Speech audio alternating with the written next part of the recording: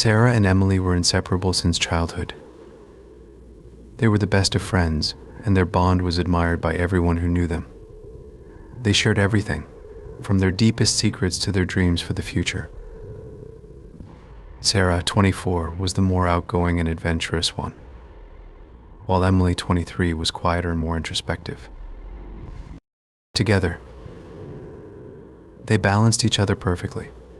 Life before the incident was filled with laughter, shared adventures, and mutual support. They spent their weekends exploring new cafes, binge-watching their favorite shows, and planning their future travels. Sarah was a budding graphic designer, full of creativity and ambition, while Emily was a writer, her head always full of stories and ideas. Their friendship was not without its challenges, of course. They had their disagreements, but they always managed to resolve them quickly. However, one particular incident would change everything. One evening, Sarah and Emily were at a party hosted by one of their mutual friends. It was supposed to be a night of fun, but things took a turn for the worse when Sarah, irritated by a small misunderstanding earlier that day, said something that cut Emily deeply. Sarah and Emily were standing near the snack table, chatting with a group of friends.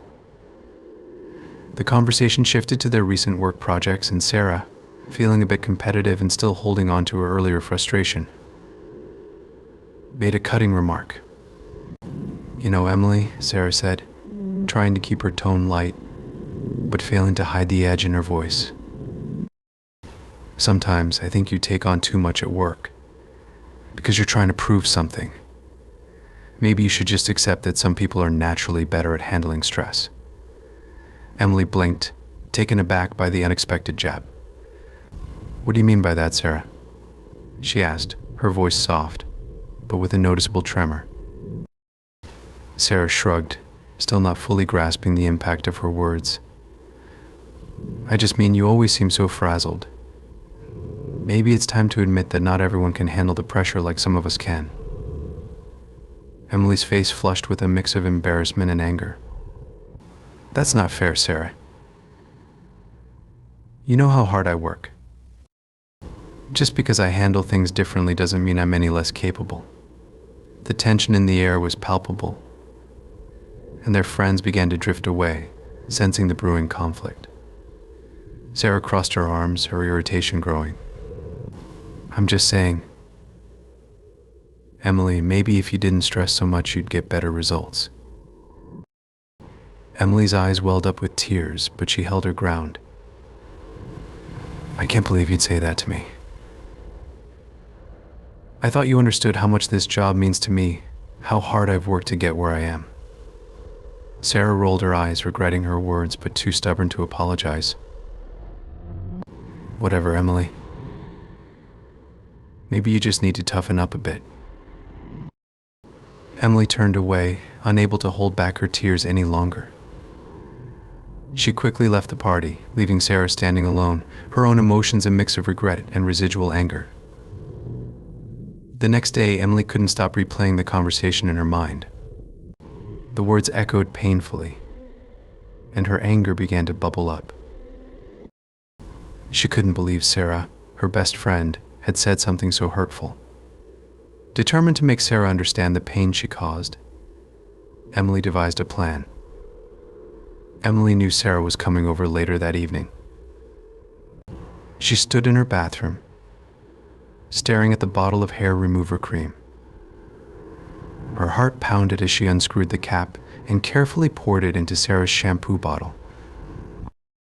She hesitated for a moment, questioning her decision, but the memory of Sarah's words steeled her resolve. She quickly replaced the shampoo bottle, making sure everything looked normal. Later that evening, Sarah arrived at Emily's apartment, oblivious to the silent storm brewing between them. They chatted and watched a movie, but there was an underlying tension neither could ignore. After Sarah left, Emily couldn't sleep. She kept imagining Sarah's reaction the next morning. Her heart ached with guilt, but she pushed it aside, convincing herself that Sarah needed to learn a lesson. The next day, Emily's phone rang early in the morning. She saw Sarah's name on the screen and took a deep breath before answering. "Emily, something's wrong." Sarah's voice was frantic. "My hair, it's falling out. I used my shampoo this morning and now my hair is coming out in clumps." Emily forced herself to sound surprised. "Oh no, Sarah, that sounds awful. Are you sure it was the shampoo?" "I don't know what else it could be," Sarah said, her voice trembling. "I have a big presentation today. I can't go to work like this." Emily felt a pang of guilt but tried to stay calm.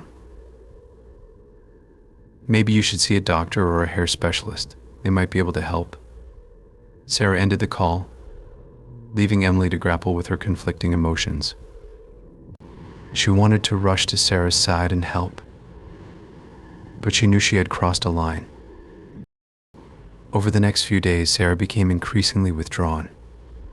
She canceled their plans and avoided Emily's calls. Emily's guilt grew with each passing day, until she couldn't bear it any longer. Finally, Emily decided to come clean. She invited Sarah over, determined to confess and face the consequences of her actions. "Sarah, we need to talk," Emily said, her voice shaky as she opened the door to her apartment. Sarah looked at her, confusion and sadness etched on her face. "What's going on, Emily?" Emily took a deep breath, feeling the weight of her confession bearing down on her. "I have to tell you something, and I hope you can forgive me. It was me. I put hair remover in your shampoo." Sarah's eyes widened in shock. "You did what? Why would you do that to me?" Emily's eyes filled with tears. "I was so hurt by what you said at the party. I wanted you to understand how much your words affected me." Sarah's expression softened as she realized the impact of her words. "Emily, I never meant to hurt you. I was frustrated and took it out on you. I'm so sorry." Emily nodded, trying to hold back her tears. "I know, and I believe you. But those words stuck with me, and I felt like I needed to make you understand the pain you caused." Sarah looked at her, eyes wide with confusion and concern. "But putting hair remover in my shampoo? That's extreme, Emily. Why would you go that far?" Sarah's Emily took a deep breath, feeling the weight of her actions. "I thought about it a lot. I wanted to do something that would make you feel as vulnerable and hurt as I did. I even considered shaving your hair while you slept, but I couldn't bring myself to do it." Sarah was silent for a moment, processing Emily's confession. "You thought about shaving my hair?" Emily nodded, her voice trembling. "Yes, but I didn't do it. I knew it would be crossing a line, but I wanted you to understand my pain. So I chose the shampoo instead." Sarah's expression hardened slightly as she absorbed Emily's words. "I can't believe you even considered that. It's not just extreme, it's cruel. I thought we were better than this." Emily looked down, shame washing over her. "I know it was wrong. I just felt so hurt and angry. I didn't know how else to make you see how much your words affected me." Sarah sighed, rubbing her temples. "Emily, what you did was serious. You can't just mess with someone's hair like that. It's not just about the hair. It's about trust and respect." Emily's heart pounded as she listened to Sarah. She felt the weight of her actions more than ever. "I know, Sarah, and I'm truly sorry. I don't know what else to say." The tension between them was palpable, but they both knew the conversation had to continue. Despite their conversation, Emily couldn't shake the feeling of wanting to make Sarah feel the same vulnerability she had felt. The idea of shaving Sarah's hair became an obsession.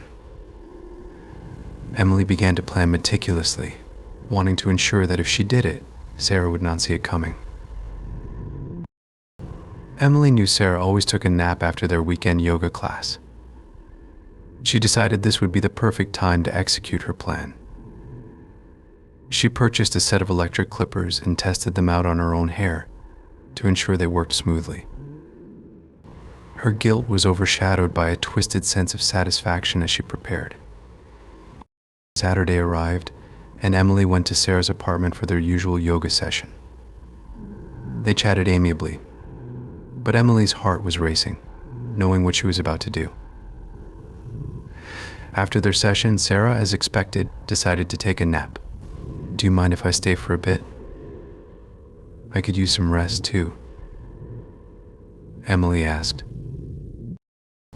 Sarah smiled, oblivious to Emily's intentions. "Of course, Emily. Make yourself at home."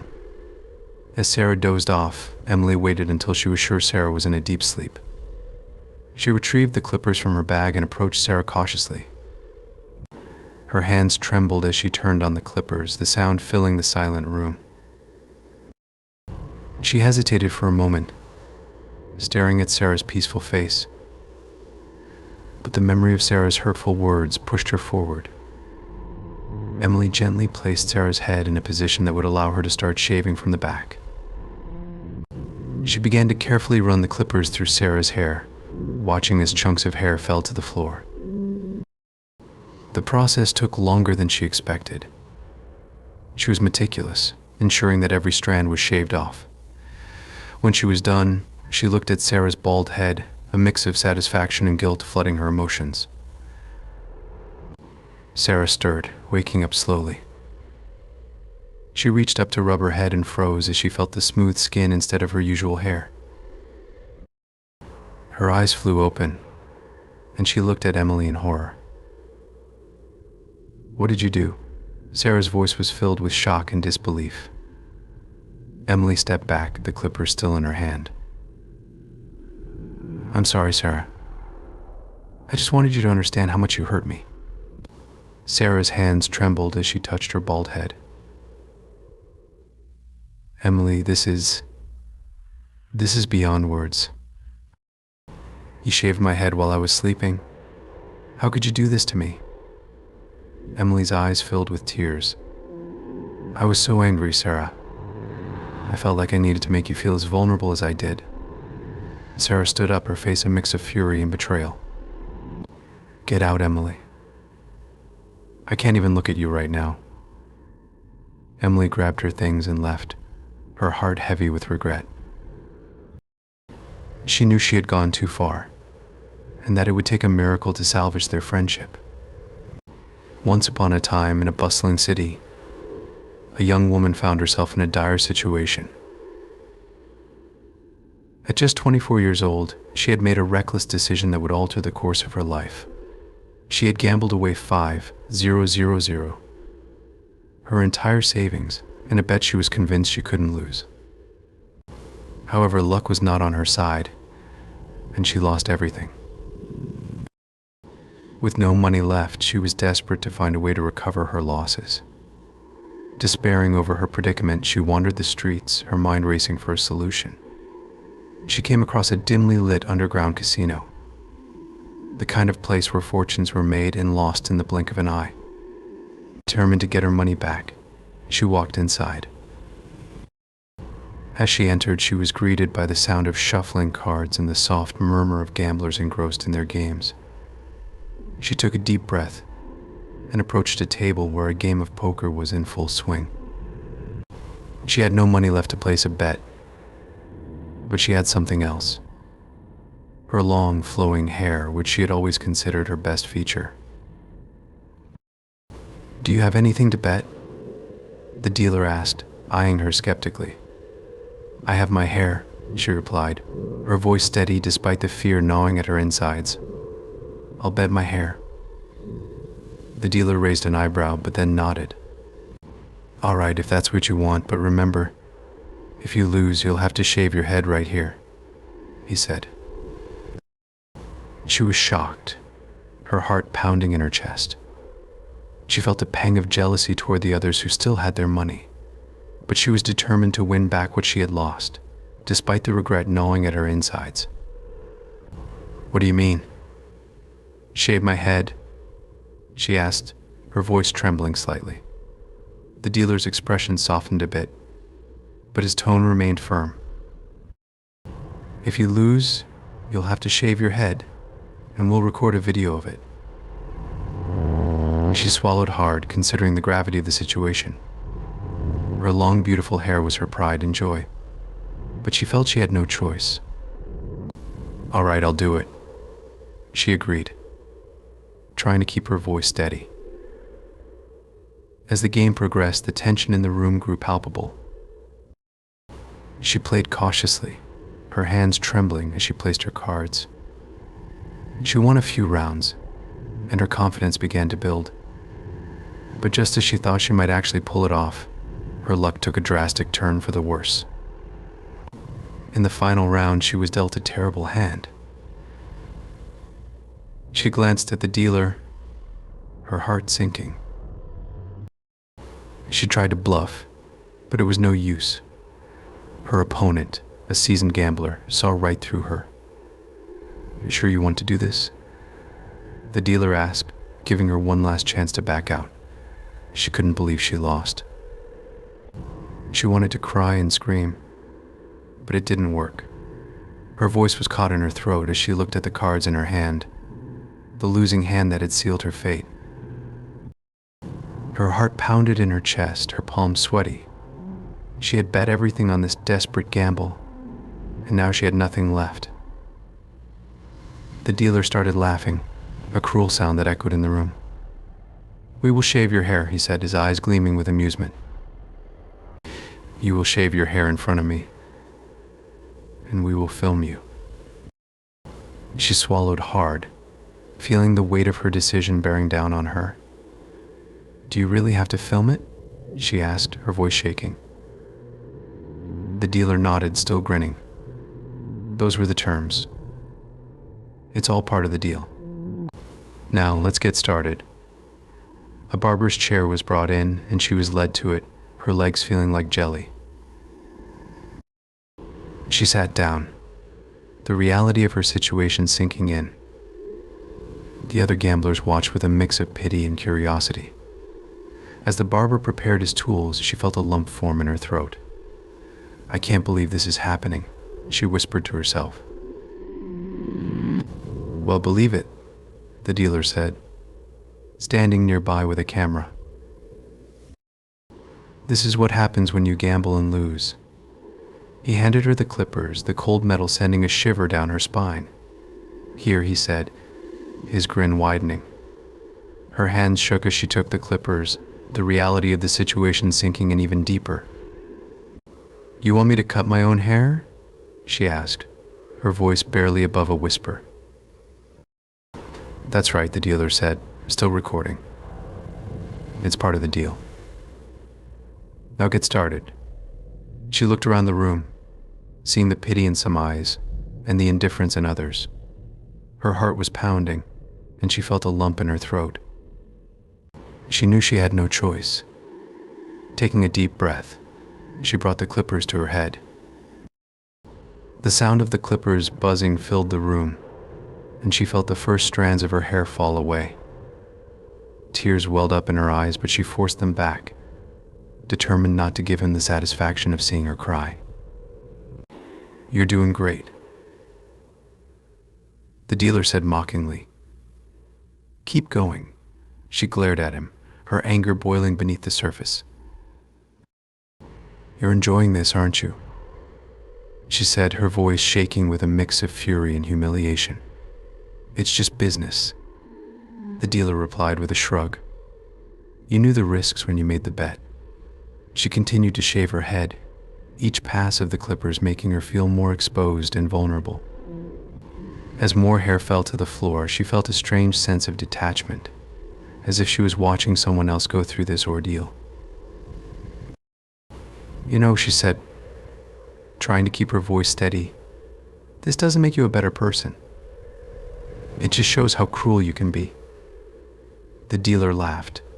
"Maybe, but it also shows what happens when you make bad decisions." Finally, she finished. She put down the clippers and ran her hand over her now bald head, the smoothness feeling foreign and strange. She looked at the dealer, her eyes burning with a mix of anger and determination. "It's done," she said, her voice firm. "Are you happy now?" The dealer lowered the camera, still grinning. "Very happy," he replied. As she turned to leave, he called after her. "Next time, let your hair grow back, then make a bet on it again to shave it."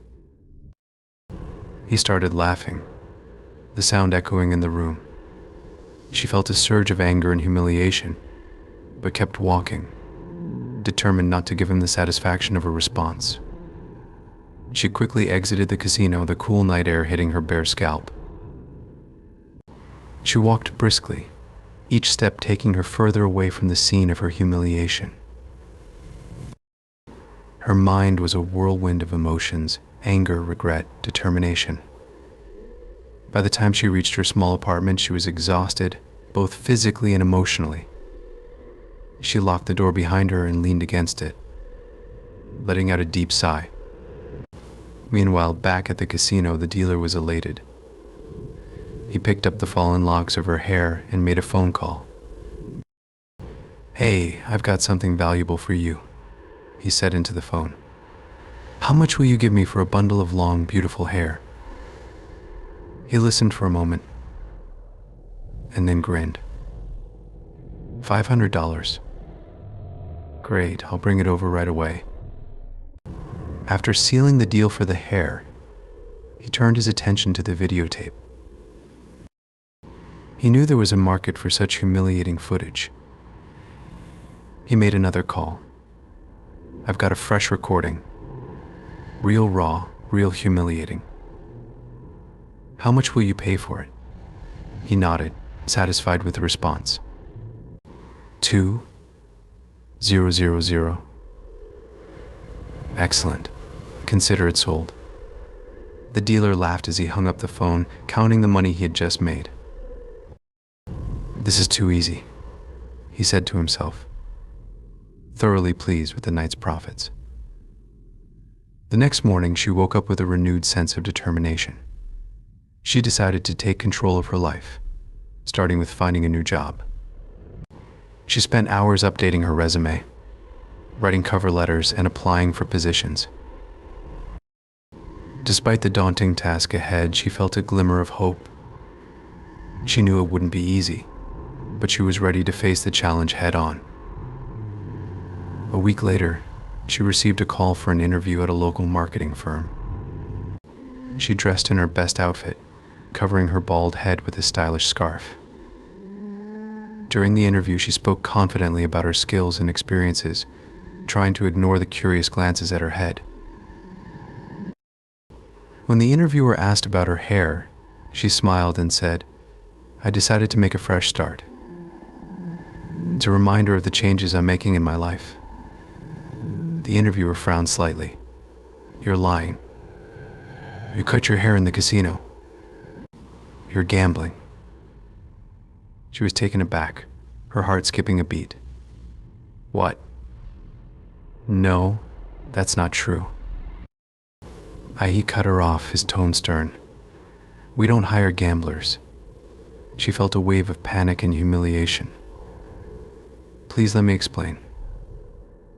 It was a mistake, a one-time thing. I'm not a gambler. I learned my lesson." The interviewer shook his head, unimpressed. "We need reliable, trustworthy employees. This isn't going to work out. Thank you for your time." She left the office, feeling devastated. The rejection stung deeply, a reminder of how her past mistake continued to haunt her. As she walked out of the building, she fought back tears, determined not to let this setback destroy her newfound resolve. Over the next few weeks, she applied to more jobs, facing similar rejections. Each interview was a painful reminder of her humiliation, but she refused to give up. She knew she had to keep pushing forward, no matter how difficult it was.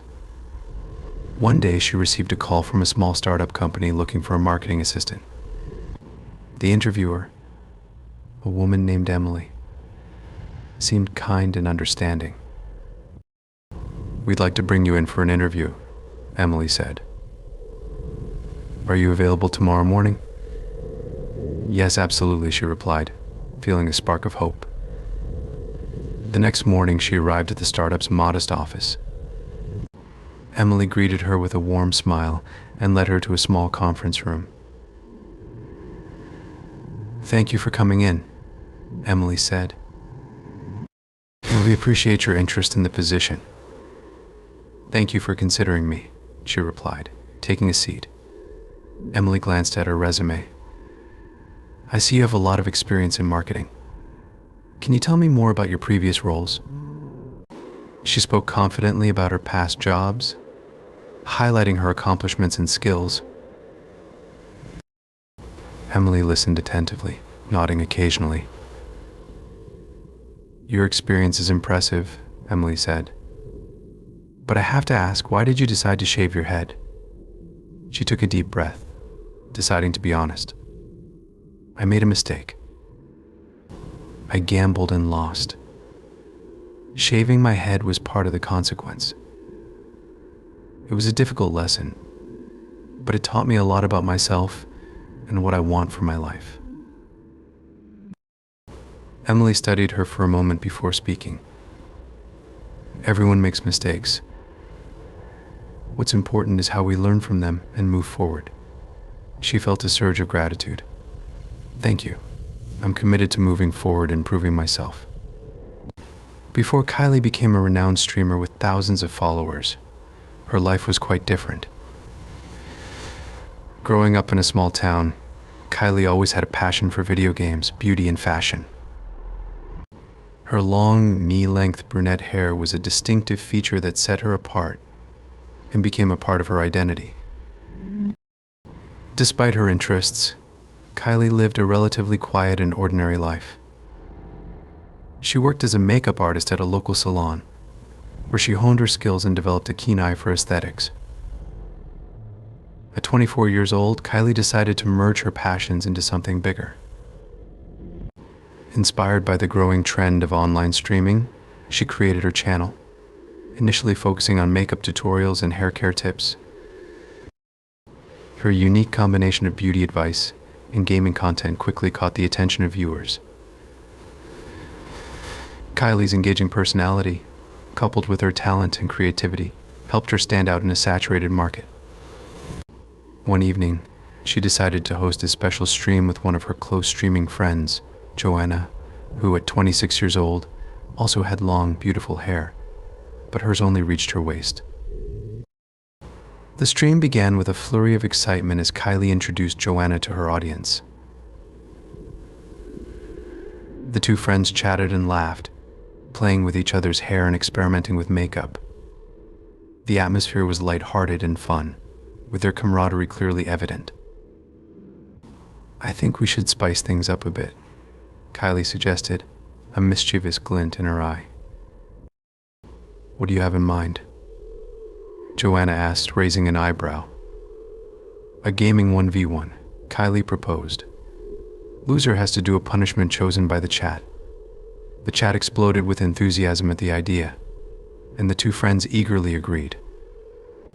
They set up a competitive game, and the tension mounted as they battled it out. It was a close match. But in the end, Joanna emerged victorious. "All right, chat," Kylie said, trying to sound upbeat despite her defeat. "What's my punishment?"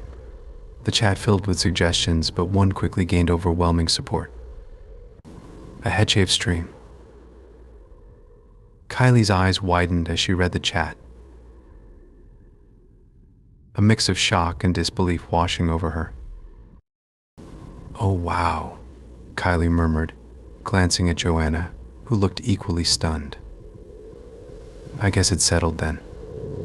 The next day, Kylie went live again, this time with Joanna by her side, a chair, and a set of clippers.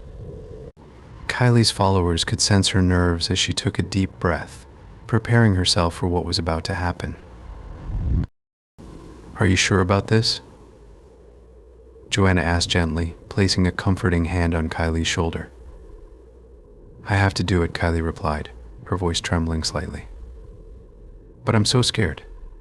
Joanna squeezed her shoulder reassuringly. You're going to look amazing, Kylie. You'll still be beautiful, with or without hair. Kylie gave a small, brave smile. Okay, let's do this. Start shaving my head. Joanna nodded and switched on the clippers. The buzzing sound filled the room, and the chat went silent in anticipation. Joanna carefully placed the clippers at the base of Kylie's long hair and began to shave through the thick locks. With each pass of the clippers, more and more of Kylie's knee-length hair fell to the floor. The end. Kylie sat there, tears streaming down her face as her cherished hair disappeared. When Joanna was finished, Kylie was left with stubble on her head and a tear-streaked face. Joanna quickly hugged her friend, trying to offer some comfort. It's okay, Kylie. Joanna whispered. You're still you. You're still beautiful. Kylie sniffled and nodded, trying to find comfort in Joanna's words. Just as she was beginning to calm down, she heard the clippers buzz to life again. She looked up in surprise to see Joanna holding them. Joanna, what are you doing? Kylie exclaimed. But Joanna just smiled warmly. You don't have to go through this alone. Kylie looked at her friend with a mixture of gratitude and shock. Joanna, you really don't have to do this, she said, her voice barely above a whisper. I want to, Joanna replied firmly. We're in this together. Kylie took a deep breath and turned to her audience. Everyone, please share this live broadcast and let's enjoy and support us, she said, her voice gaining strength. Your support means everything to us, both financially and morally. The chat exploded with messages of encouragement and support. Donations began pouring in as the viewers rallied behind the two friends. The atmosphere was electric with anticipation and solidarity. Joanna switched on the clippers, and the buzzing sound filled the room once again. She positioned them at the front of her hairline and took a moment to look at Kylie, who gave her a reassuring nod. Then, with a determined look, Joanna started shaving her own hair. Kylie watched in awe as Joanna's long, dark locks fell to the floor.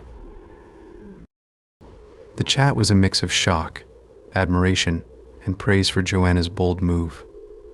The two women were visibly emotional, but their resolve was unwavering. Once Joanna was finished, she and Kylie stood side by side, both with freshly shaved heads. Tears glistened in Kylie's eyes, but she smiled through them. Thank you, Joanna, she said, her voice thick with emotion. You're amazing. Joanna hugged Kylie tightly. We're amazing, she corrected, smiling. Kylie turned to the camera, addressing their audience. This has been an incredibly emotional experience for both of us, she said. But we're so grateful for your support and love. It means the world to us. Joanna nodded in agreement. We hope that our journey inspires you all to be brave and embrace change, no matter how scary it might seem. The chat was flooded with messages of inspiration and admiration. The viewers were moved by the friendship and courage displayed by Kylie and Joanna. After the stream ended, the impact of their bold act continued to ripple through the community. Their story was shared widely, and their channel saw a massive increase in followers. The head shave stream had peaked at over 10,000 viewers, and the aftermath was even more remarkable. A few days later, Kylie and Joanna were live once again, interacting with their growing audience. The chat was buzzing with excitement and support. I can't believe how much love we've received, she said, her eyes shining with gratitude. You guys are incredible. One of the fans, a regular viewer named Alex, sent a particularly intriguing message. Kylie, you should remain bald and shave your head every time somewhere interesting, he suggested. The chat quickly filled with people agreeing and offering ideas. Another viewer, named Priya, chimed in. I think you should go to a street barber in India to shave your head.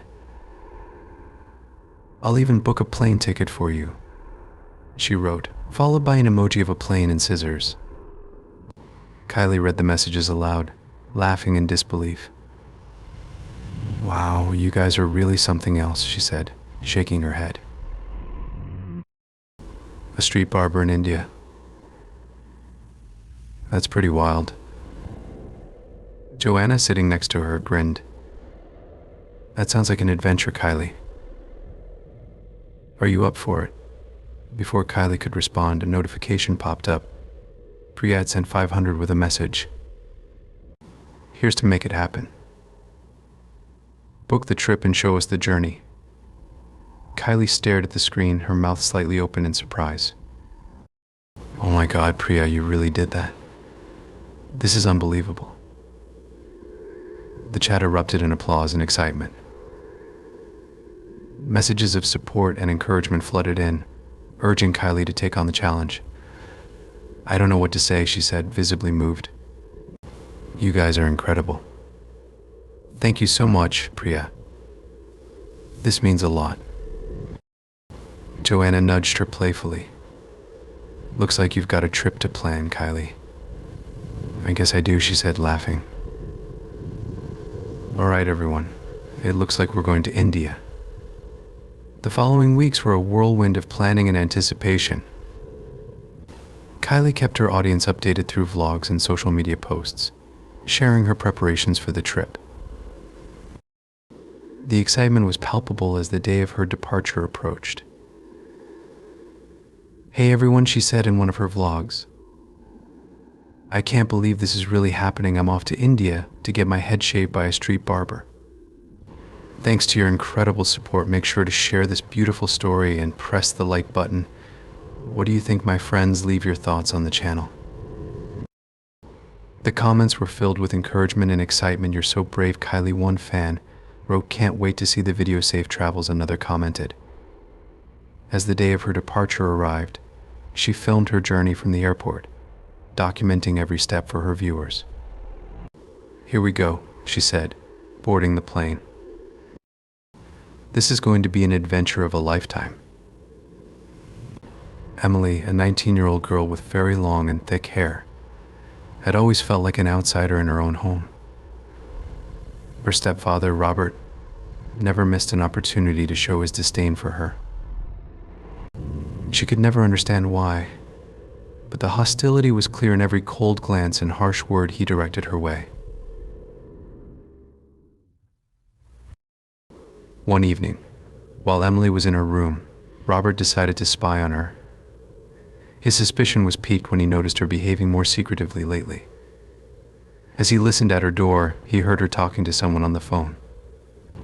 It was then that he discovered she had a boyfriend, Jake.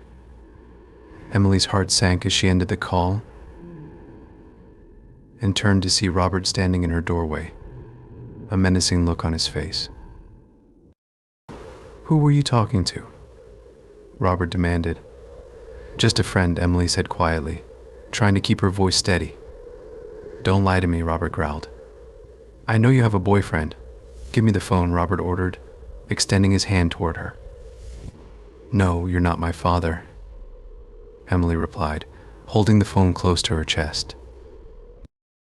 Robert's anger boiled over as Emily's defiance fueled his rage.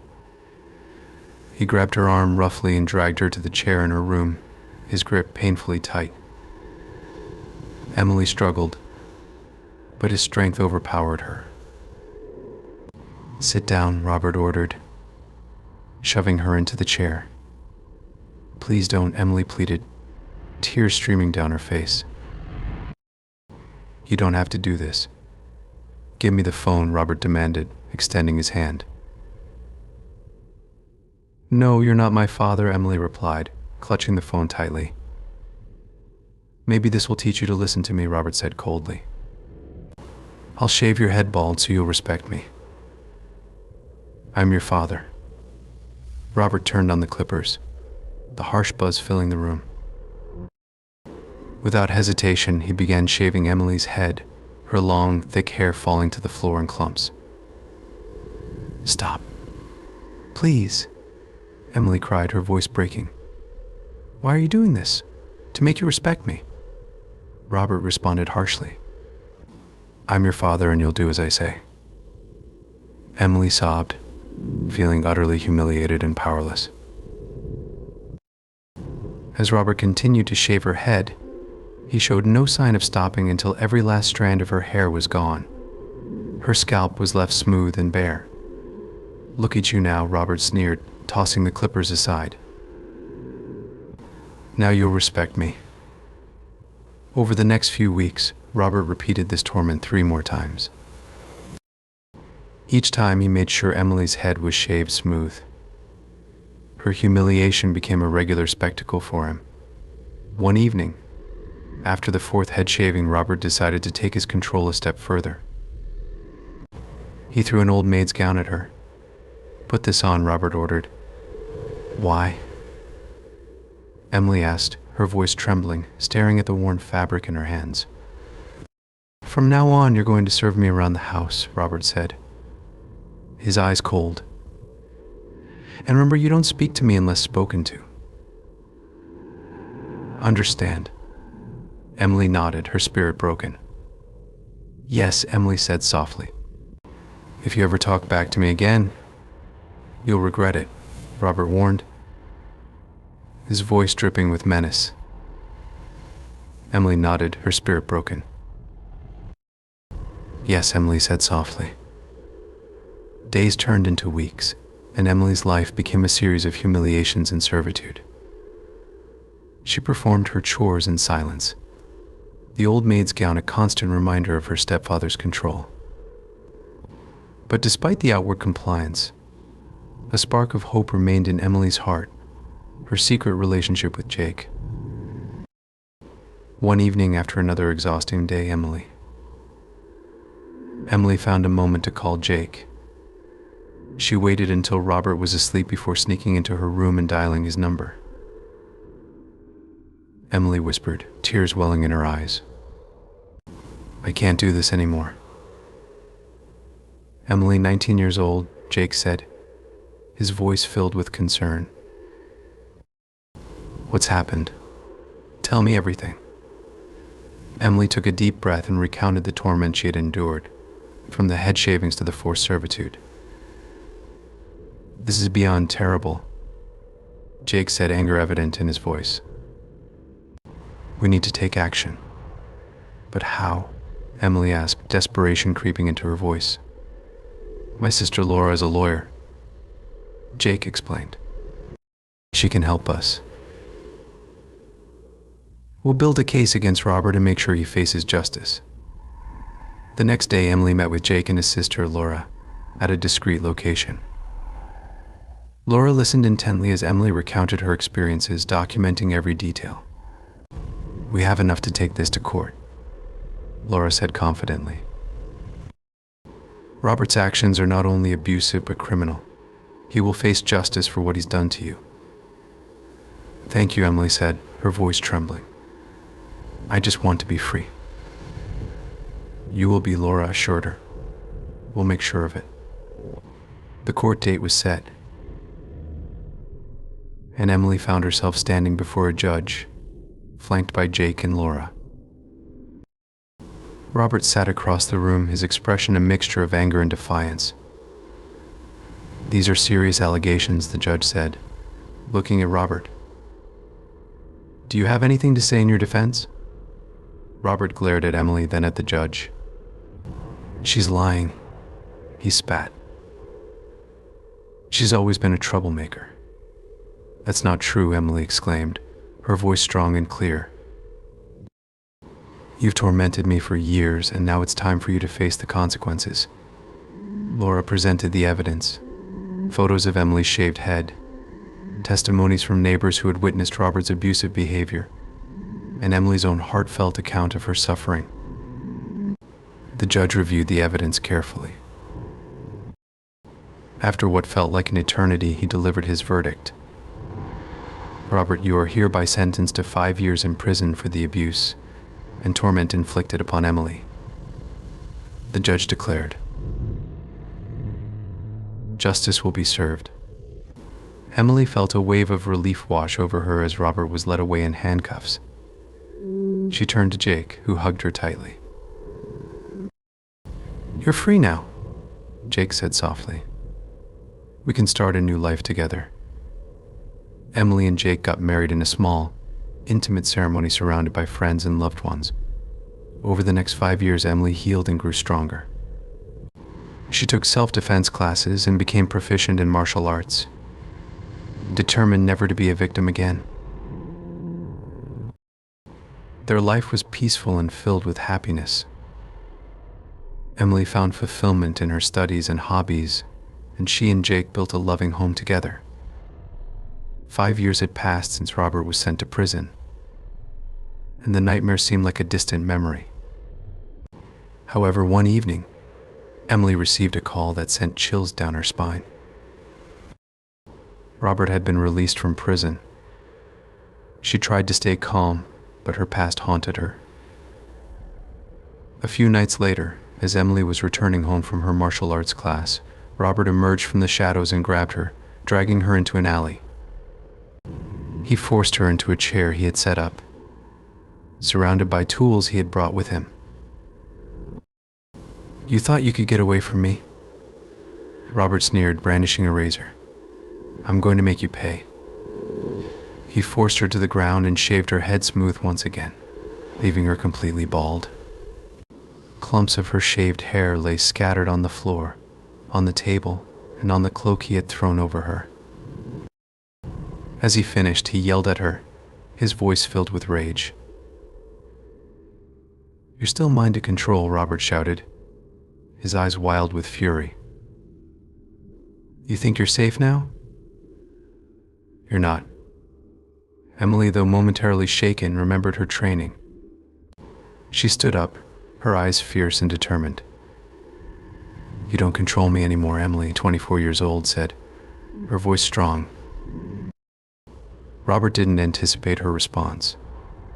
He moved to grab her again, but Emily was ready. She delivered a swift punch to his jaw, followed by a series of precise martial arts moves that left him incapacitated on the ground. As Robert lay groaning, Emily took a deep breath, the adrenaline coursing through her veins. She pulled out her phone and called the police, giving them her location and a brief explanation of the situation. Minutes later, the police arrived and arrested Robert once more. As they loaded him into the patrol car, Robert turned to Emily, his face a mask of rage and disbelief. This isn't over, Robert yelled, struggling against the officers. It is for you, Emily said firmly, her voice unwavering. You'll never hurt me again. Emily watched as the car drove away, feeling a sense of closure wash over her. She had faced her greatest fear and emerged victorious. Her life with Jake was now free from the shadow of her past, and she knew she would never be a victim again. Returning home, Emily was greeted by Jake, who had been worried sick after hearing about the incident. Are you okay? Jake, 30 years old, asked, pulling her into a tight embrace. I am now, Emily said softly, leaning into him. It's finally over. Jake kissed the top of her head, his love and support a constant source of strength for her. We're in this together, Jake said, looking into her eyes. Always. Emily smiled, feeling truly free for the first time in years. She knew that no matter what challenges lay ahead, she had the strength and the support to face them head on. And with that, she and Jake continued to build their life together, their bond stronger than ever. In a small town, life was usually calm, but one incident would change everything. A young girl named Emily, at the tender age of 14, found herself the victim of an unspeakable betrayal. Her mother, a woman more interested in her own image than her daughter's well-being, and the local barber, a man driven by greed and malice, conspired to humiliate Emily in a way that shocked the entire community. It all started on a seemingly normal day. Emily's mother, who we'll call Mrs. Thompson, dragged her into the barber shop. Emily, with her long, beautiful, wavy hair, which she cherished dearly, was unaware of the cruel fate awaiting her. "Sit down, Emily," Mrs. Thompson commanded, a cruel edge to her voice. "But Mom, why are we here?" Emily asked, fear creeping into her voice. "We're getting that hair cut off. It's too much trouble for you to handle." Mrs. Thompson snapped. The barber, Mr. Green, smirked as he prepared his tools. He had been promised a handsome amount for this job. As Emily sat in the chair, tears streaming down her face, the clippers buzzed to life. "Please don't do this, Emily," aged 14 pleaded. "Quiet, Emily." Her mother's voice was cold. "This is for your own good." The ordeal was over in minutes, but the emotional scars would last a lifetime. Emily was left with a shorn head, her once glorious hair now scattered on the floor. Word of this cruel act spread like wildfire. The townspeople were outraged. Local authorities soon got involved, and it wasn't long before Mrs. Thompson and Mr. Green were arrested. In the courtroom, the judge did not hold back. "Mrs. Thompson, Mr. Green, your actions were not only cruel but deeply inhumane. You are both sentenced to 5 years in prison. Furthermore, as a part of your punishment, your heads will be shaved bald for the duration of your sentence," the judge declared. The courtroom fell silent. The severity of the punishment shocked everyone present. Mrs. Thompson, unable to grasp the full extent of her downfall, began to plead with the judge. "Please, Your Honor, you must understand, I was only trying to help my daughter." Mrs. Thompson's voice trembled. "Help? By humiliating her in such a manner? Your actions were driven by selfishness and vanity, not concern for your daughter's well-being," the judge replied sternly. "But please, I beg you, reconsider, Mrs. Thompson pleaded, tears streaming down her face. "The sentence stands." The judge's voice was unyielding. "Bailiff, proceed." The bailiff approached Mrs. Thompson with a pair of electric clippers. Her eyes widened with horror as the reality of her punishment set in. She was forced to sit in a chair placed in the middle of the courtroom. The bailiff turned on the clippers, the buzzing sound echoing in the room. "Please, no," Mrs. Thompson cried, her voice desperate. The bailiff didn't hesitate. He placed the clippers at her forehead and began shaving her hair. Clumps of her once carefully styled hair fell to the floor. The spectators watched in stunned silence. The only sound the relentless buzzing of the clippers. Meanwhile, Mr. Green stood beside her, his face pale. He knew he would be next. And there was no escaping it. "Your turn," the bailiff said to Mr. Green, once Mrs. Thompson's head was completely shaved. "No, please," Mr. Green whispered, his voice barely audible. The bailiff repeated the process, shaving Mr. Green's head bald. When he was done, both stood before the judge, their heads bare, their dignity stripped away. "You will now be taken to prison," the judge continued, "where your heads will remain shaved for the duration of your sentence. Let this be a lesson to all who think they can act with such cruelty and go unpunished." As they were led out of the courtroom in handcuffs, the media captured every moment. The story of their heinous act and subsequent punishment spread across the nation, igniting widespread outrage and ensuring they would never escape their infamy. Once they arrived at the prison, The reality of their situation began to sink in. The guards, having heard the story, greeted them with a mixture of disgust and sternness. The news of their arrival had already reached the inmates, and the atmosphere was charged with tension. "Welcome to your new home," one guard said sarcastically as they were processed. "I hope you enjoy your stay." Another guard, his face twisted with contempt, added, "We've got a special place for people like you." Mrs. Thompson tried to maintain her composure, but fear was evident in her eyes. Mr. Green, on the other hand, looked pale and terrified, fully aware of the consequences awaiting him inside.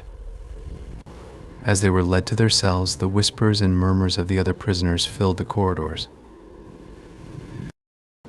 "That's them," one inmate said, pointing. "Disgusting," another muttered. In her cell, Mrs. Thompson sat on the hard cot, her head still bald from the courtroom. She could hear the guards talking outside her door. "Did you hear what they did to that poor girl?" One guard said, "Yes, sickening. I heard the judge shave their heads right there in court." "Good on him," the other replied. Mrs. Thompson's thoughts were consumed with regret and fear. She had lost everything, and now faced years of punishment and humiliation. The next morning, the prison routine began. Mrs. Thompson and Mr. Green were marched to the prison barber, where their heads were shaved again as a reminder of their crime. The humiliation was relentless. "Please, not again," she pleaded. But her cries were ignored. As the clippers buzzed, the barber, a grizzled inmate with a permanent scowl, muttered, "This is what you deserve." Days turned into weeks, and the hostility from the other inmates only grew. One day, as Mrs. Thompson was returning to her cell, she was confronted by a group of women. "So you thought it was okay to do that to your own daughter?" One woman sneered. "It wasn't like that," Mrs. Thompson said, her voice shaking. "I was trying to help her." "By shaving her head in front of everyone?" "You're worse than scum." Another woman spat, shoving her roughly against the wall. Meanwhile, Mr. Green's life in prison was a living nightmare. The inmates had not forgotten what he did, and they had their own plans for retribution. One evening, as he sat alone in his cell, a group of men approached him. "Hey, barber," one of them called out mockingly. Mr. Green looked up, fear etched on his face. "What do you want?" "We just want to make sure you never forget what you did," another man said, cracking his knuckles. Before he could react, they grabbed him, pinning him down. "Now you'll never hurt anyone else again," one of the men said coldly, leaving Mr. Green writhing in pain. The guards found him the next morning and rushed him to the infirmary. But the damage was done. He would never hold a hair clipper or scissors again. Years passed slowly for Mrs. Thompson and Mr. Green. Every day was a reminder of their crime. Their punishment a daily ritual of humiliation and regret. The outside world moved on, but their lives were frozen in that moment of cruelty and its aftermath. Finally, the day of their release arrived. Mrs. Thompson emerged from the prison gates, her head freshly shaved for the last time. She looked around, squinting against the bright sunlight she hadn't seen in years. Standing by the gate was Emily, now a beautiful, charming young woman with wonderful wavy hair that reached her hips. Emily's eyes were cold as she looked at her mother. "I will never forgive you," Emily, now 19, said, her voice filled with a quiet strength. Mrs. Thompson's heart sank. She had hoped, perhaps foolishly, for some sign of forgiveness. But it was clear that her actions had forever destroyed their relationship. "Emily, please." "I'm so sorry," Mrs. Thompson said, tears welling up in her eyes. "It's too late for sorry," Emily replied, her voice steady. "You can't undo what you did. Mrs. Thompson tried to reach out, but Emily stepped back, shaking her head. "I don't want anything to do with you," Emily said firmly. The weight of her daughter's words hit Mrs. Thompson harder than any prison sentence could. As Emily walked away, Mrs. Thompson stood there, frozen and desolate. She had nowhere to go, no one to turn to. The harsh reality of her situation settled in as she wandered the streets, looking for a place to sleep, something to eat, or even a chance for work. But everywhere she turned, doors were closed to her. Desperation growing, she approached a diner, hoping to find a meal. "Excuse me, could I possibly get something to eat?" "I don't have any money," she asked the owner, her voice trembling. The owner looked her up and down, recognition dawning on his face. "Aren't you that woman from the news? The one who he trailed off, shaking his head?" "Yes, but please, I'm hungry," she pleaded. "We don't serve people like you here." "Get out," he said, turning his back on her. Her stomach growled in protest as she continued her search, eventually finding herself at a homeless shelter. "Can I stay here for the night?" she asked the volunteer at the front desk. The volunteer hesitated, clearly recognizing her. "I'm not sure we have space," he said, looking around nervously. "Please, I have nowhere else to go," she begged. "Let me check," he said, disappearing into the back. He returned a few moments later, shaking his head. "Sorry, we're full." Dejected, she wandered until she found a bench in a quiet park. As she sat down, tears streamed down her face. She felt utterly defeated, abandoned by everyone, including her own daughter. Days turned into weeks, and Mrs. Thompson's situation grew more dire. She approached a local business, hoping to find work. "Is there any chance you're hiring? I can do anything." "Clean? Stock shelves, whatever you need," she asked the manager. The manager, a middle-aged woman with a stern expression, looked her over. "Wait, aren't you that woman who did that horrible thing to her daughter?" she asked. "Yes, but I've paid my debt. I just need a chance." Mrs. Thompson replied, her voice breaking. "We can't hire someone like you. It would be bad for business. I'm sorry, but you'll have to leave," the manager said, turning away.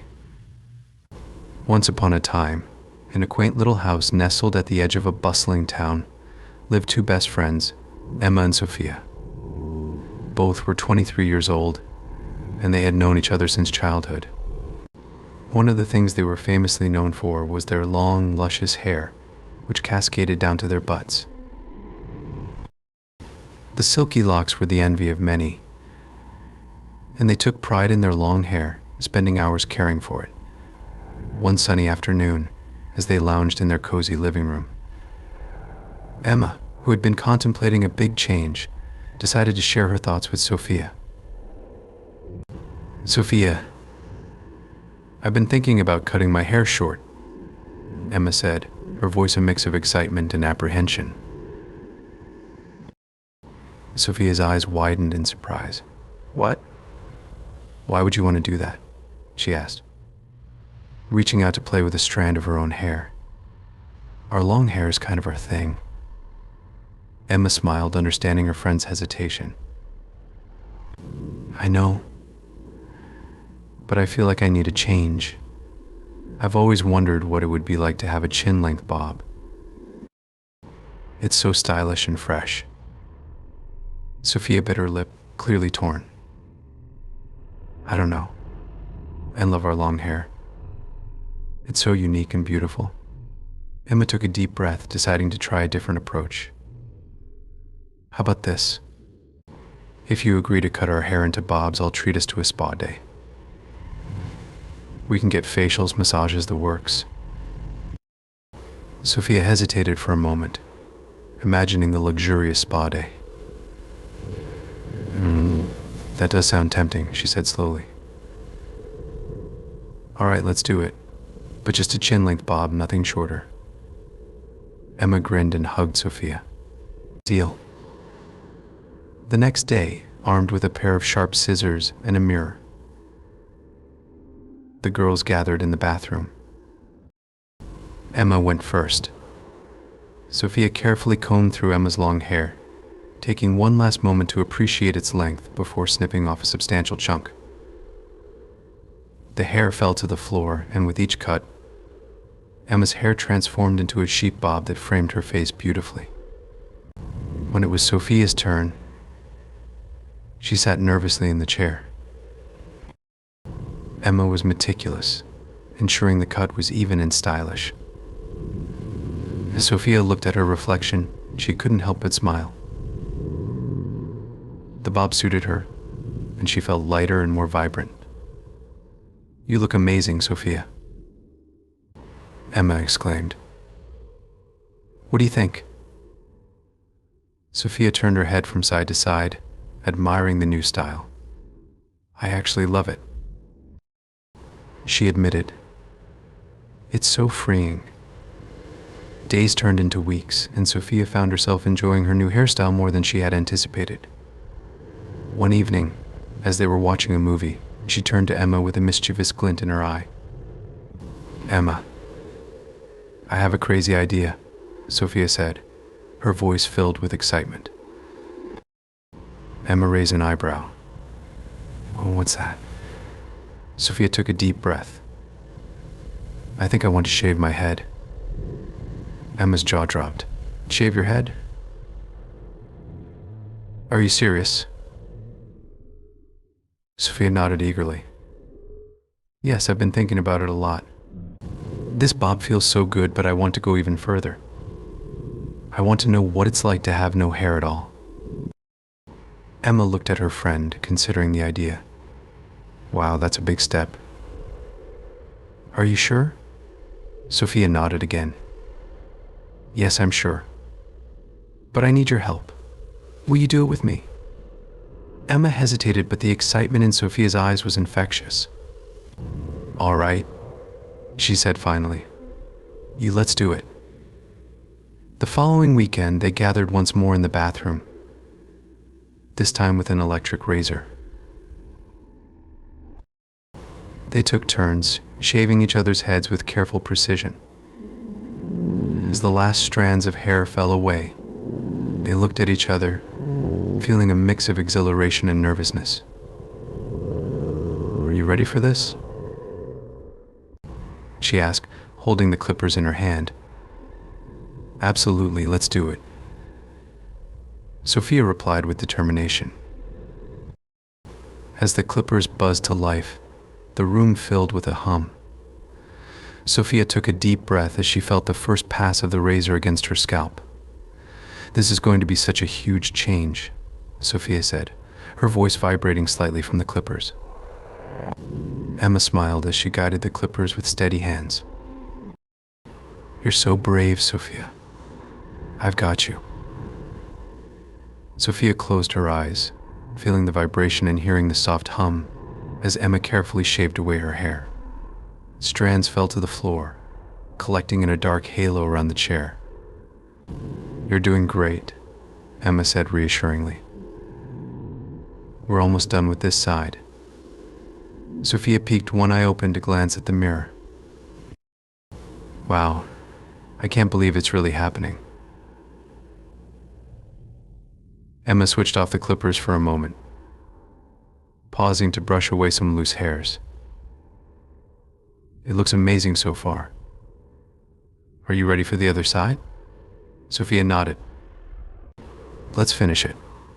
With renewed focus, Emma resumed shaving the remaining hair, each stroke of the clippers revealing more of Sophia's smooth scalp.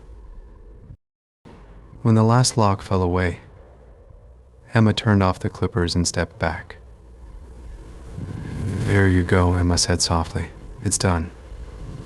Sophia ran her hand over her bald head, feeling the smoothness. It feels incredible, she whispered, a smile spreading across her face. Now it's your turn. Emma sat in the chair, handing the clippers to Sophia. "All right, I'm ready." Sophia took a deep breath and turned on the clippers. "Here we go," she said, starting at Emma's forehead and moving back gently. The clippers shaved through Emma's hair smoothly. She watched in the mirror as her long locks tumbled down, feeling a mix of excitement and nerves. "How does it feel?" Sophia asked as she continued. "It feels liberating," Emma replied, smiling. "Keep going." Sophia carefully shaved one side, then the other, taking her time to ensure it was even and smooth. As she worked, the bathroom filled with laughter and snippets of conversation. "You know," Emma said, "I never thought I'd ever shave my head. But this feels right." Sophia grinned. "I'm glad we're doing this together. It makes it even more special."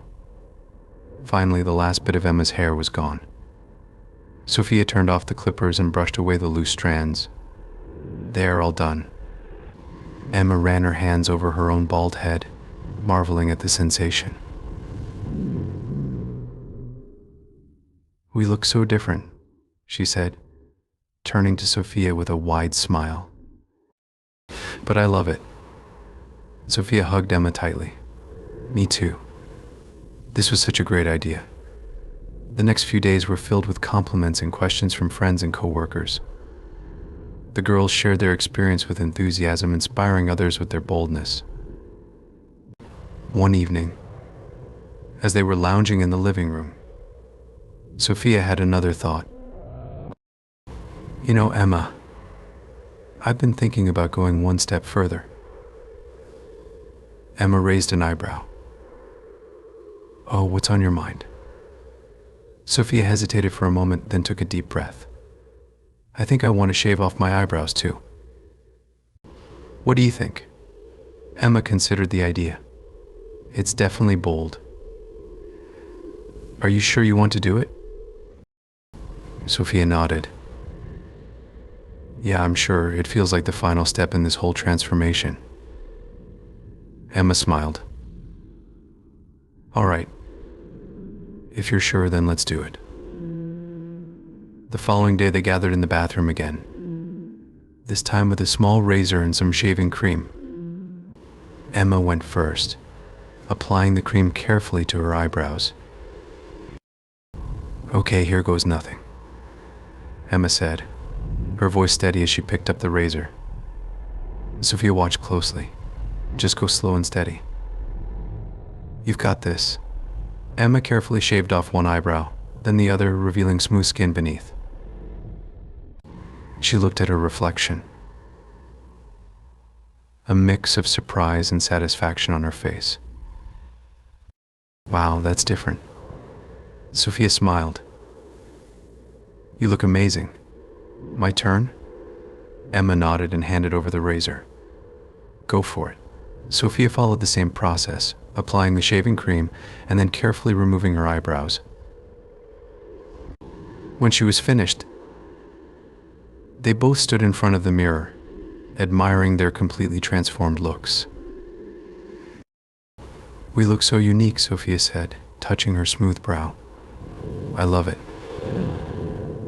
Emma grinned. "Me too. This has been such an incredible journey." As they embraced their new appearances, they knew that their bond had grown even stronger. They had faced their fears together, supported each other through every step, and come out the other side more confident and closer than ever. And so, Emma and Sophia continued to face the world with their bold new looks, inspiring others with their courage and the strength of their friendship. At 16 years old, Emily stood in front of her bedroom mirror, holding a pair of scissors. Her thick brown hair cascaded over her shoulders, but she couldn't stop thinking about what it would feel like to shave it all off. She loved the idea of the freedom and simplicity it would bring. Taking a deep breath, she snipped a small lock of hair. But she knew she couldn't go further without talking to her parents. That evening, she sat at the dinner table, her fingers nervously tracing the edge of her plate. She glanced at her parents, trying to gauge their mood. Finally, she mustered the courage to speak. "Mom, Dad, I want to shave my head," Emily said, her voice steady despite her nerves. Her mother looked up, startled. "Why on earth would you want to do that?" she asked. I really like the idea of it. It feels liberating," Emily explained, trying to convey her enthusiasm. Her father frowned, shaking his head. "Emily, you're too young to make such a drastic decision. Besides, your hair is beautiful. Why would you want to get rid of it?" "It's just hair, Dad. It will grow back," she argued, but her parents remained unconvinced. Months passed, and every time Emily brought up the subject, the answer was the same. A firm no. Frustrated but determined, she threw herself into her studies. She wanted to become a doctor, and she knew that achieving this goal would require all her focus and dedication. 5 years later, at 21, Emily was deep into her medical studies. Despite her busy schedule, the desire to shave her head never left her. One evening, during a rare family dinner, she decided to try again. "Mom, Dad, I've been thinking about it for years now. I still want to shave my head," Emily said. Her mother sighed. "Emily, you're an adult now, but I still don't understand why this is so important to you. It's just something I've always wanted to do. It's part of who I am," Emily replied, hoping they would finally understand. But her father shook his head once more. "It's not practical, Emily, especially not for a doctor. Patients expect a certain image." Emily felt a pang of frustration. She knew she needed to find another way to take control of her own life. One night, while researching different career paths, she stumbled upon information about the military. The discipline and structure appealed to her, and she realized it might also give her the freedom she craved. After careful consideration, she applied to join the Army. When she received her acceptance letter, she felt a mix of excitement and apprehension. She broke the news to her parents over breakfast. "I'm joining the Army," Emily announced. Her father dropped his fork. "The Army? Are you sure about this?" "Yes, I'm sure," Emily said with conviction. "I've thought about it a lot, and I think it's the right path for me." Her mother looked worried. "But Emily, why the Army? You were studying to become a doctor. This seems so sudden." "I know it seems sudden, but it's not. I've been feeling this way for a long time. The Army will give me the structure and discipline I need, and I can still pursue a medical career within the military.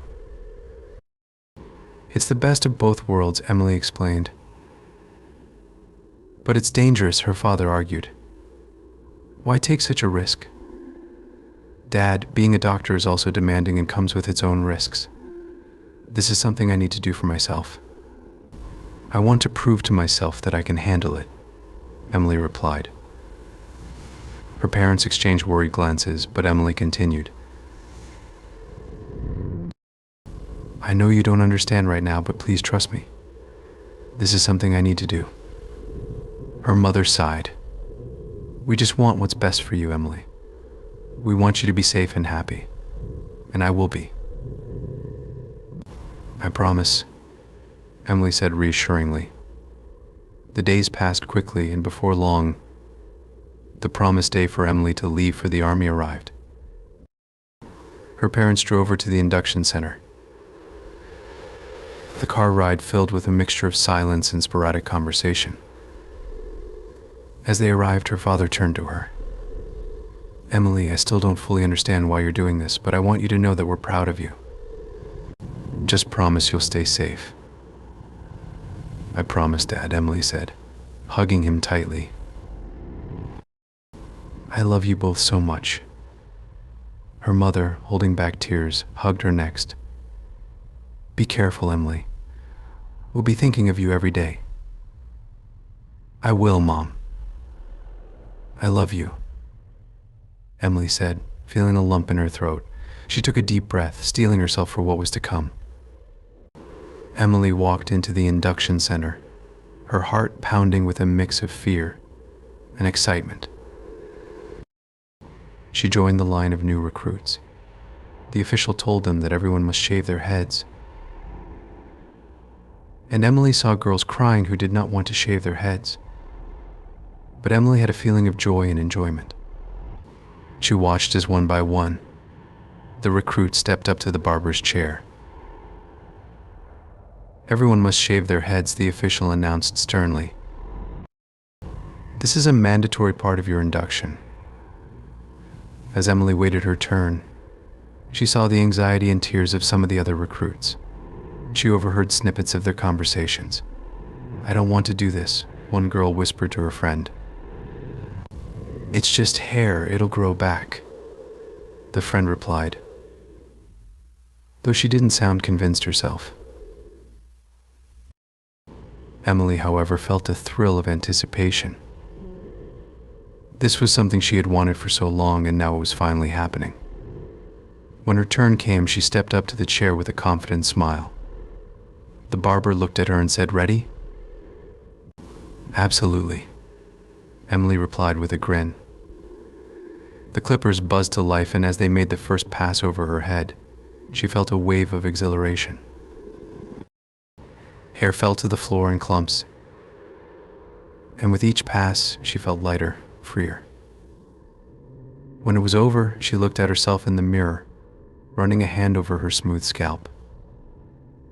"How do you feel?" the barber asked. "Amazing," Emily said, smiling broadly. After the haircut, they were led to a supply room where they were issued their army clothes and other essentials. An officer began handing out uniforms, boots, and personal items.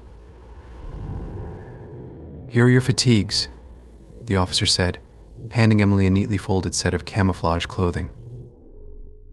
"You'll also need these," he added, giving her a pair of sturdy combat boots.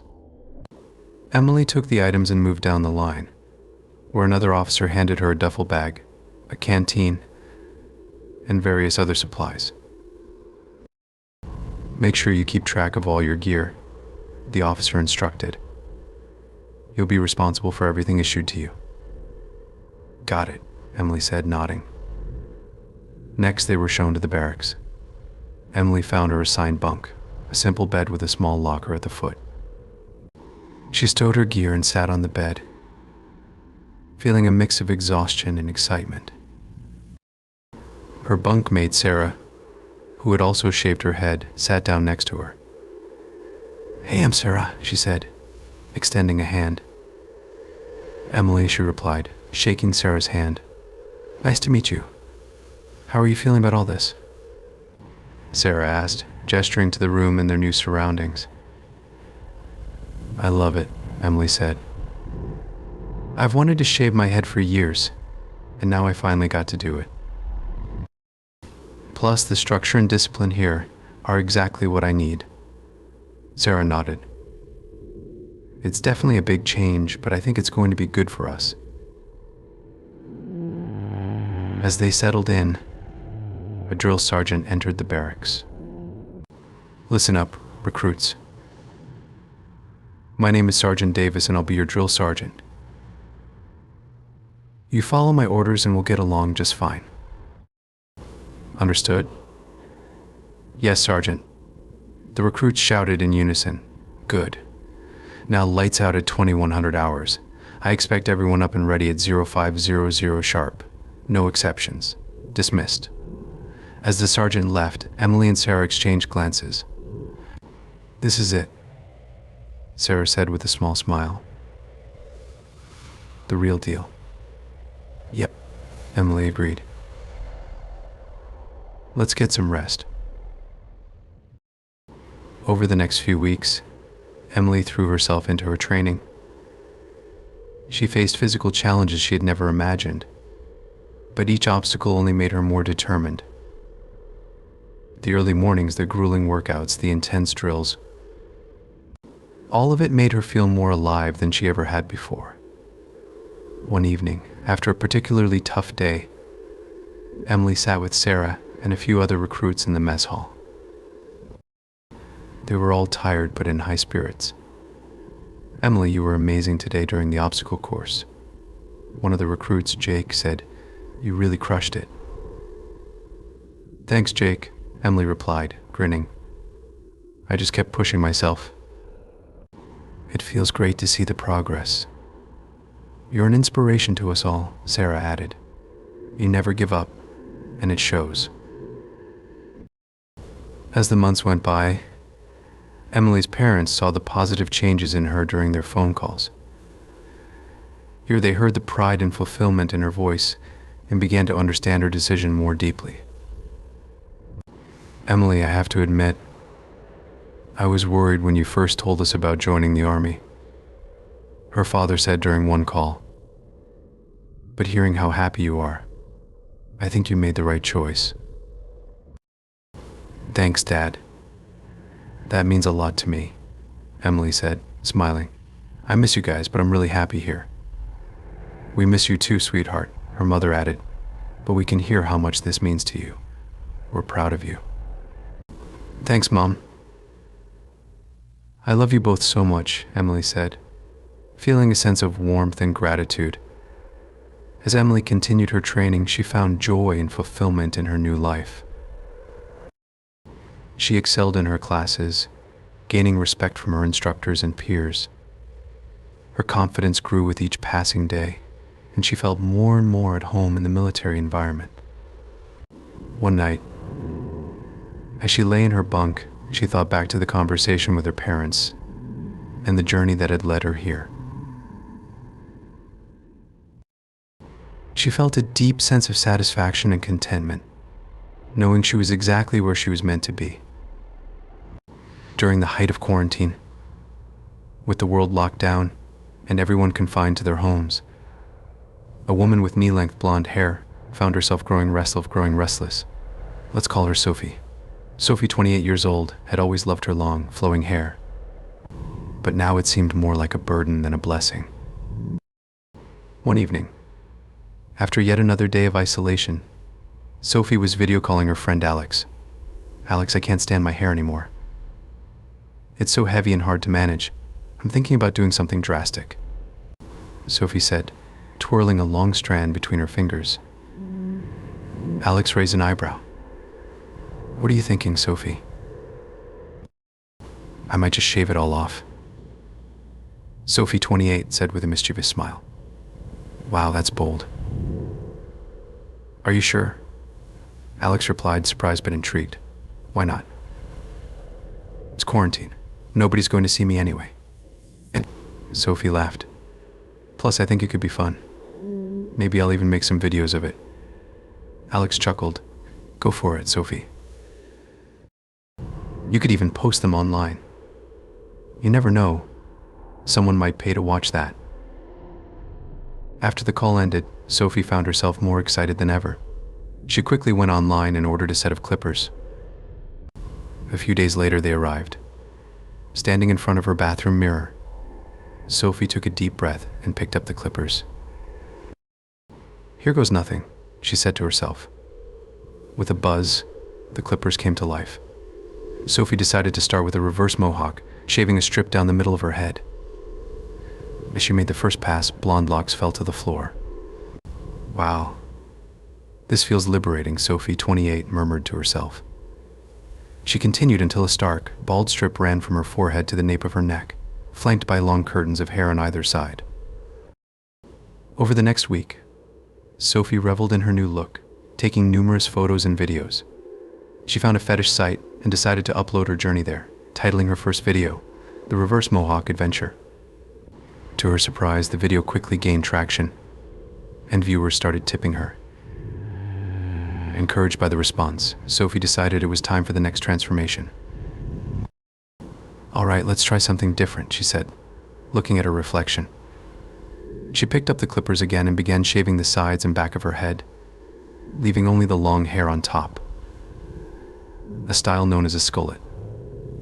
"This is definitely unique," Sophie giggled, admiring her new look. She spent the next week recording more videos and interacting with her growing fan base on the fetish site. Each day brought more views and tips, and Sophie began to enjoy the process even more. Finally, Sophie knew it was time for the ultimate transformation. She stood in front of the mirror one last time, clippers in hand. "Here we go. Time to go completely bald," she said, a mix of excitement and nerves in her voice. As the clippers hummed, Sophie methodically shaved off the remaining hair.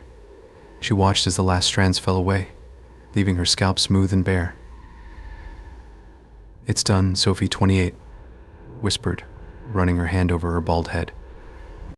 The sensation was strange but empowering. Sophie recorded her final video and uploaded it, titling it "The Final Shave." Her fans were thrilled and the tips poured in. What started as a whim had turned into an unexpectedly lucrative side gig.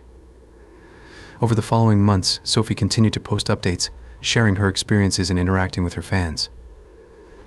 She embraced her new look and the freedom it brought, finding joy and confidence in her decision. With the newfound popularity, Sophie decided to take things a step further. She set up different membership levels for her channel, offering exclusive content. At the basic level, fans could watch her bold shaving scenes. The premium level allowed fans to watch her shave live, and at the highest level they could have a video call with her. One evening, while setting up her channel, Sophie received a message from a fan named Mark. "Hey Sophie, I just watched your latest video. You're amazing. Any chance you'll be doing a live shave soon?" Mark asked. Sophie replied with a smile. "Hi Mark. Thanks for the support. Yes, I'm planning a live shave next week. Would you like to join?" "Absolutely. I've never seen a live shave before. How do I sign up?" Mark responded eagerly. Sophie explained the membership levels and Mark quickly signed up for the premium level. She scheduled the live session for the following Saturday. On the day of the live shave, Sophie set up her bathroom with her camera and clippers. She logged on to her channel and saw Mark and several other fans eagerly waiting. "Hi everyone. Welcome to my first live shave. I'm so excited to share this with you," Sophie, 28, said, waving at the camera. The chat erupted with cheers and encouraging messages. She started the clippers and began shaving off the stubble that had grown in over the past week. As she moved the clippers across her scalp, she engaged with her viewers, answering questions and sharing her thoughts. "This feels so refreshing every time," Sophie said, smiling. "It's like a new beginning." Mark typed in the chat. "You look stunning, Sophie. How does it feel to be bald again?" "It feels amazing, Mark." "It's so freeing," Sophie replied. "I'm really enjoying this journey and I'm glad I get to share it with all of you." After the live shave, Sophie received numerous messages from fans expressing their admiration and support. The tips and new subscriptions rolled in, and Sophie realized she was making a respectable profit. Encouraged by the success, Sophie decided to add more interactive features to her channel. She offered personalized video messages and one-on-one video calls, where fans could chat with her about her shaving experiences and anything else they were curious about. One day, Sophie received a request for a video call from a fan named David. They scheduled a time, and Sophie prepared for the call. When the call connected, David's face lit up with excitement. "Hi Sophie, I can't believe I'm actually talking to you," he said. "Hi David. It's great to meet you. How are you?" Sophie responded warmly. "I'm good, thanks. I just wanted to say that your videos are incredible." "What made you decide to start shaving your head?" David asked. Sophie smiled. "Thanks, David. It all started during quarantine. I was bored and wanted to try something new. Shaving my head was a spontaneous decision, but I quickly realized how much I enjoyed it. Plus, the support from fans like you has been amazing." David nodded. "That's awesome. Do you have any plans for more transformations or new styles?" I might experiment with some new looks in the future, Sophie said. I'm open to suggestions from my fans, too. If there's something you'd like to see, let me know. As the weeks went by, Sophie continued to engage with her fans, creating more content and building a strong community around her channel. Her boldness and authenticity resonated with people, and her fan base grew steadily. One evening, Sophie received another message, this time from a fan named Lisa. Hey Sophie, I just wanted to say your confidence is inspiring. I've been thinking about shaving my head too, but I'm nervous. Any advice? Lisa wrote. Sophie replied. Hi Lisa, thank you so much. My advice is to go for it. It's a liberating experience and hair always grows back. If you need support, I'm here for you. Lisa responded. Thanks Sophie, that means a lot. I'll keep you posted. Sophie felt a sense of fulfillment, knowing she was inspiring others to embrace their true selves. She continued to document her journey, sharing every step and connecting with her fans in meaningful ways. Sarah had dreamed of being a judge since she was a young girl. After graduating top of her class from law school, she worked hard as a public defender and then prosecutor, earning a reputation for integrity, sharp intellect, and fairness. At age 38, she was appointed to the county bench. Though demanding, Sarah found the work of a judge deeply meaningful. She aimed to make rulings that balanced justice with mercy. One case early on stood out: a 19-year-old from a troubled background convicted of armed robbery. Seeing potential for redemption, Sarah sentenced him to probation with mandatory counseling, despite objections. It was a controversial decision, but she believed in giving people second chances. Years passed happily and uneventfully until the day Sarah was approached by a member of a local gang. He told her she needed to release his brother from jail immediately and resign her judgeship. If she refused, they would harm her family. She gathered her composure and simply replied, "I'll have to consider your request." Inside, her mind was racing, but she knew not to provoke him. As soon as he left, she contacted the authorities. The police swiftly set up protection around her home, and the FBI began investigating the gang. The day the gang member approached Sarah, she was caught off guard. As he demanded she release his brother and resign, she gathered her composure and simply replied, "I'll have to consider your request." Inside, her mind was racing, but she knew not to provoke him. As soon as he left, she contacted the authorities. Police swiftly set up security around her home, and the FBI began investigating the gang. In the following months, the police maintained steady protection for Sarah and her family. She continued her work, trying not to be consumed by worry. But the threats weighed on her. 3 months after the incident, police told Sarah they had no arrests yet, but were pursuing leads. They said the immediate danger had passed. They assured Sarah she was safe, and that if anything came up, she should call them, feeling relieved. She continued her work as a judge. A week after the update, Sarah came home exhausted as she unlocked the door. She was alarmed to see a gang member waiting inside her house, adrenaline spiking. Sarah stayed calm. "What are you doing here?" she asked firmly. "You know what we want." He snarled, "This is your last warning." Sarah stood tall. "I do not respond to threats. Leave now before I call the police." He laughed coldly. "You'll pay for this," he said as he shoved past her out the door. The man's tone shifted. "Sit down," he ordered. Sarah hesitated, pulse racing. "I'm going to shave your hair." "So you understand our message clearly," he said, pulling out electric clippers. He forced Sarah into a chair and grabbed her hair. She pleaded with him to stop, but he powered on the buzzing shears. The man shaved off thick chunks of Sarah's blonde hair as she screamed and fought back. He shaved closer and closer and closer until all her hair was gone. Sarah sat bald and weeping as the last strands fell to the floor. "Quiet," the man demanded. "This is just a warning." He leaned in close. "You will release my brother from prison immediately," he commanded. Sarah continued crying silently, too shaken to respond. As the man slipped away, he turned back with a chilling threat. "If you call the police, there will be severe consequences." Alone, Sarah crumpled in despair. But through her anguish, her resolve grew. She would not cave to these criminals. Cleaning herself up, she weighed her options. Her integrity as a judge was on the line. She decided to discreetly contact the FBI. In the weeks following the attack, Sarah lived in silent terror of the gang's threats of retaliation if she spoke to police, but she persevered in her judicial duties, determined not to let evil win. Keeping up appearances before colleagues and court staff was a challenge. Inside, Sarah recoiled at the sight of her shorn head in the mirror each morning. She had to cover her anguish and fear. At night, sleep evaded her as she lay restless, alert to every outside sound. She jumped at shadows during the day. Her sanity felt like it was fraying, but Sarah refused to bend to the criminals. She maintained her reputation for being a stern but fair judge in court, keeping her turmoil carefully concealed. On the bench, Sarah handed down sentences and rulings with an uncompromising attitude.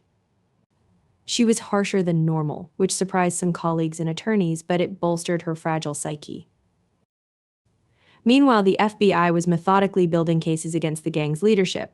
Sarah cooperated discreetly, providing key insights while staying off the gang's radar. A year after her ordeal began, federal prosecutors won indictments against the gang members who had terrorized Sarah. At their trial, she testified with force and conviction, facing down her oppressors. Justice prevailed with stiff sentences for the criminals. While still scarred, Sarah emerged stronger for having conquered her fears. She continued as a judge for decades more, guiding others from darkness into light. A year after her ordeal began, federal prosecutors won indictments against the gang members who had terrorized Sarah. At their trial, she testified with strength and conviction, facing down her oppressors. Justice prevailed as the judge handed down long prison sentences for the criminals. Sarah finally felt a weight lift after facing her intimidators in court. But a month after the trial, as Sarah was recovering, her cell phone rang from an unknown number. She hesitated, then answered. A stern voice came over the line. "You may have put some of us away, but this isn't over." Sarah's blood turned to ice. It was one of the gang leaders' voices. She was sure of it. "We still have reach on the outside." The menacing voice continued. "Watch yourself," then just a click. Sarah stood paralyzed after the threatening call, phone slipping from her hand. The gang still posed a danger even with the convictions. Suddenly, her front door burst open. Two men rushed in and grabbed Sarah before she could react. They forced her into a chair and powered up electric shears. Sarah cried and pleaded as they ruthlessly shaved her head again. "This will keep happening if you don't cooperate," one man growled. "You will always shave your head from now on," the other man leaned in menacingly. "And you will release those two prisoners we told you about immediately." They released Sarah, leaving her disfigured and broken once again. But deep down, her resolve was only growing stronger. She refused to give in to their demands, knowing she must uphold justice. Calling the FBI, Sarah reported the attack, giving details to aid their investigation. The convicted gang continued trying to terrorize her from behind bars, but Sarah persevered, taking precautions while not letting fear control her. She found inner courage to continue her judicial duties, relying on her principles. Her perseverance inspired others facing adversity. The criminals wanted Sarah to live in terror, but she was determined to keep darkness at bay with light. Decades later, Sarah was still serving as judge, guiding those through injustice. Proof that integrity and bravery together can defeat evil forces trying to corrupt justice. Welcome to Hard Times, Joan Rathburn. Anne Grant couldn't hide the pathetic sulk from her face as the prison bus she was riding on pulled into the State Correctional Facility for Women. Her lawyer had promised the 25-year-old redhead that the plea bargain he had filed on her embezzlement charges would result in probation, but the sulk-stern judge insisted that the girl serve 18 months in the dank reformatory to teach her a lesson. The pouty girl sadly surveyed the 6 other convicts who were being inducted with her as the bus stopped at its destination. None of them were older than Anne, but all were repeat offenders who acted much older than their years. Anne decided to keep to herself, as the guard ordered the congregation to rise and be herded into the induction center. Anne looked down at the cold steel handcuffs that manacled her wrists, sighed, and rose with the other prisoners to head for the requisitions office. When they arrived, the guard made her orders short and clear. "Strip," barked the brunette officer. "What you want to keep, check in with the clerk. What you don't, throw in the canvas bags." Anne felt her heart pound as she saw her fellow inmates begin to peel off their clothes. but Anne had always been shy about showing off her body, especially to other women, and self-consciously folded her arms over her chest, her doe eyes directed bashfully at the ground. The guard took no time in motioning the girl not to dally. "What's your problem?" asked the jailer as Anne stood frigidly. Nothing," the redhead replied, conscious of the collecting stares of the other prisoners. "Well, strip," responded the unsympathetic turnkey. "I've got a schedule to keep." Biting her teeth down, Anne began pulling her t-shirt off, trying to ignore the sarcastic catcalls that came with the display of her large, pale breasts. She tried to concentrate solely on the task at hand, removing her athletic shoes and white socks, sliding off her faded Levi's, and finally gliding her pink cotton panties down her legs and onto the floor. Her ears burning at the wolf whistles and crude remarks around her, she gathered the few possessions she needed and checked them in at the desk. "Photograph, toothbrush, mirror," listed the clerk to her assistant as Anne stood shivering in the altogether. When the administrator came upon Anne's blue plastic comb, she looked confused. "What do you think you'll need this for?" asked the clerk in irritation as she regarded the accessory. Now it was Anne's turn to be confused. "To comb my hair, of course," she replied. Just because she wasn't going to see a man in 18 months didn't mean she didn't want to look pretty after all. The clerk looked at Anne's long mane of curly red hair and rewarded her with a menacing smile that sent a chill down the girl's spine. The clerk seemed ready to say something, but was cut off by the guard. "All right, girls," barked the turnkey, "march yourself to delousing." What followed was the most dehumanizing regimen that Anne had ever gone through. The choking she thought would nearly kill her from the delousing spray, the hazing she got in the showers, and the humiliating probing she received in the medical exam sent the girl's spirits crashing to the ground. But she felt a surge of energy that seemed to electrify her when the guard announced their next destination. "Line up and march to the barber's." Anne's heart began pounding a mile a minute as she took her place at the end of the line of nude girls and began marching towards a cold white door bearing the forbidding sign, "Barber." Anne had always considered the thick growth of scarlet curls that cascaded down her back as her crowning glory and never dreamed that she would have to alter it. She prayed that she would only be required to get a little trim as she witnessed the first girl in line. A pretty Hispanic teenager with shiny black shoulder-length hair sit nervously in the barber's chair. The barber was an attractive woman of about 40, wearing a white smock over her prison guard's uniform, who surveyed the line of 7 girls she had to attend to, gave a tired sigh, and picked up her scissors. The girl in the chair was squirming nervously as the barber grabbed a handful of hair at her ear level. But the cutter didn't seem to notice as she chopped a huge chunk off with a loud snip. The entire row of inmates gave out a gasp, but the barber, an old hand at this, displayed no emotion as she continued her shearing. The little Hispanic girl's lower lip was trembling visibly as the barber continued shearing around her head, leaving a mat of short, bristly hair that she wouldn't even be able to run a comb through. When she finished with the shears, she picked up some electric hair clippers and began buzzing away at the rest of the girl's hair. Finally leaving only a stubbly crew cut, the line watched in horror as the girl was shaved. The barber took no notice of the tears streaming down her face and completed her task. She took a final study of her handiwork, lifted the devastated prisoner from out of the chair, and looked coldly at the girl at the head of the line. "Next," she said. All of the girls in line, even the most hardened criminal, fidgeted with tension as they watched the pile of hair on the floor grow higher and higher and higher. But Anne thought that she was having a heart attack. She could feel herself taking steps towards the chair as the line became shorter and shorter. But she had no idea what was propelling her as her body felt stiff with paralysis. And when the last girl in front of her was pulled from the chair in terror, with her head barely covered in stubble, Anne saw the barber look at her and say the last word in the world she wanted to hear. Next, Anne felt like she was living a nightmare as the barber pulled her into the chair. She saw the towel thrown over her in slow motion, and the inhuman claw of the barber grab a chunk of her beloved curls and approach them with the huge shears. "Ends one desperate," the girl screamed at the top of her lungs, "Noo." The guard was on her in an instant. "I have a schedule to keep," sneered the tired turnkey, as Anne suddenly realized that the guard had played out this same scene thousands of times in the past. "Now I'm going to give you a choice. We can do this now, and you can spend the next 18 months growing it back, or I can take you in here for the same treatment once a week until you get out. You decide. Anne looked pathetically at the guard's stern face, saw no alternative, and sat back gingerly in the chair. The first loud chop of the scissors sounded, and felt to Anne like a monster clawing her heart out. The girl looked down at her lap and saw a soft pile of red tresses grow and grow. She tried not to look in the mirror, but couldn't help herself, as the barber continued the machine like shearing of her beloved locks, and thought she had felt the worst of it. But then she heard the barber click on the electric clippers with a loud snap. The girl thought that she had actually jumped out of the chair in panic, but remained seated as the dreadful humming came closer to her ears.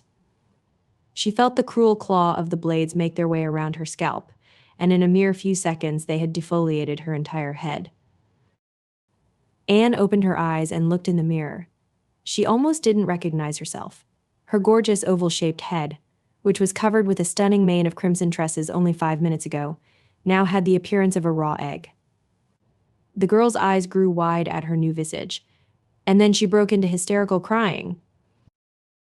The guard looked down at her watch and then studied the group of shorn prisoners. The entire line looked at Anne with an almost sisterly compassion. The warden pulled the bawling girl out of the chair and passed her to the waiting arms of a fellow prisoner. The guard then blew her whistle and addressed the inmates. Next stop, uniforms, march.